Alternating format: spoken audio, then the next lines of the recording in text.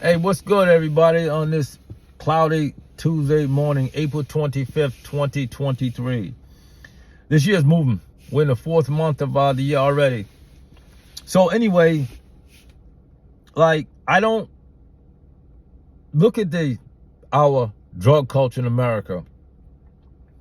There was never, ever a time, if I could, you remember that movie, Back to the Future? You know how if we, 20 years ago, we looked into the future and saw this, we would be in shock.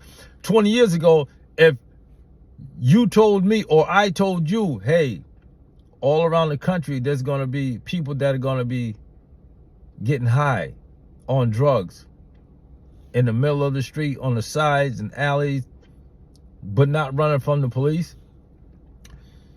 Police will sit there and watch them. They're going to have tents out there where they can get high, they can have sex. This is going to be the culture that's going to be in 20 years. You would have looked at me like I was literally crazy talking like that. Yet here we are.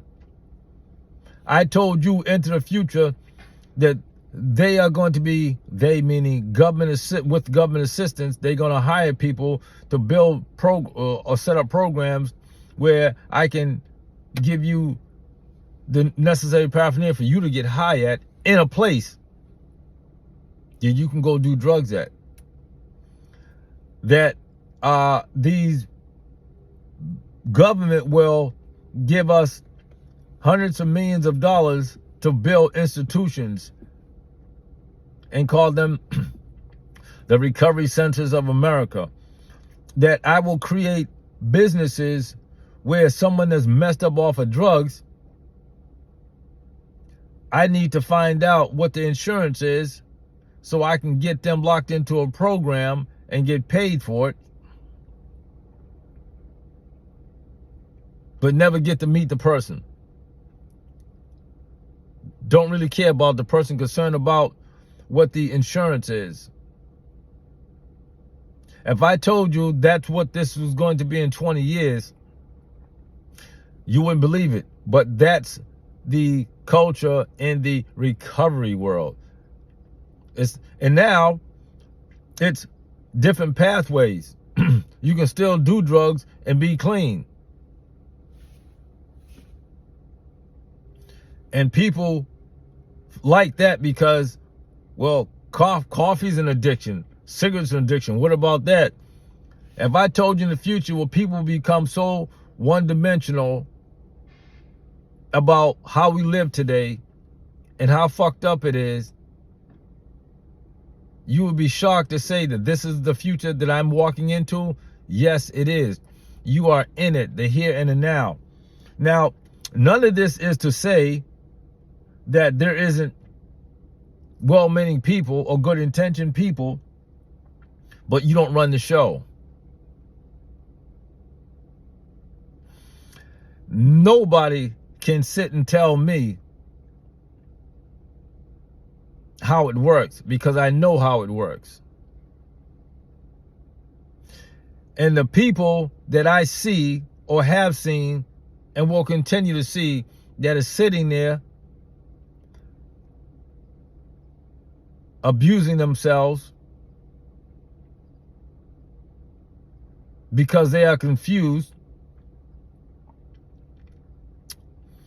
because they are in despair,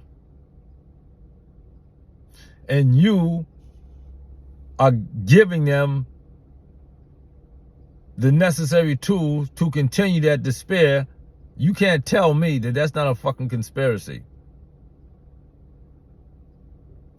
Now, here's the flip side. I get it.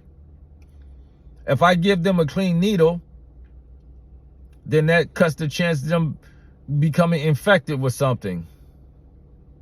Right? Right. Okay.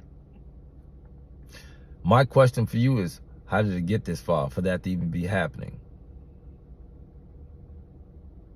Once again, you are left with the dilemma. It's getting worse. Not better. Worse. So are you contributing to that? or are you not contributing to it? See, for many, it's hard to take a hard stand against something because people are taught that people that take a hard stand against something are just mad. They're not good for the greater cause, or whatever they may say. I like having these conversations because we should be, because it's passion for me and then for a few others. And it opens up the door for people to really talk about what's going on with them, why they don't like what they see, or whatever the case may be. Now, I remember when Boston Methadone Mile, which they don't like to call it that no more, but I'm not a politician, nor do I subscribe to that mentality like a lot of you people are. Methadone Mile, it's what it is. And if you say we're trying to clean the language up, yeah, that's the problem now. We're becoming too soft and weak. You want to clean language up, but the problem remains. But you worried about the language. The problem remains, and it's getting better, right? Of course not. But anyway, I used to walk into that cage, that fence rather. People on social media were talking about, oh, they're throwing them in cages. Shut the fuck up. I would walk into that fence and sit there and look at people like, this is a reality. Even then, I said to myself, imagine predicting this 20 years ago, 25 years ago. Laughed at. But you know what? There are people that have introduced things that people have mocked. I give an example. Seatbelts. When seatbelts were first introduced in this country, the media rejected it. Doctors of law rejected it.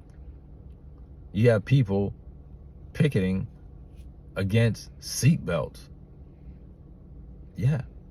Imagine that. Something that can save your fucking life. Has saved lives. Tens of thousands. But they were against it. So, you know, I don't want anybody to feel uncomfortable, but I want you to feel uncomfortable. We have to be able to say what the fuck it is. Whatever it is. Be real, be honest about it. All right, I have to cut this short. This is your boy Blake with more to come. And there's someone else that I just met, and she carries the same passion. I can't say the person's name, but I can't wait to see and hear and vibe with this person. Yes. I got something good in store. Yes, I do. All right, this is Blake. I'm out. Word.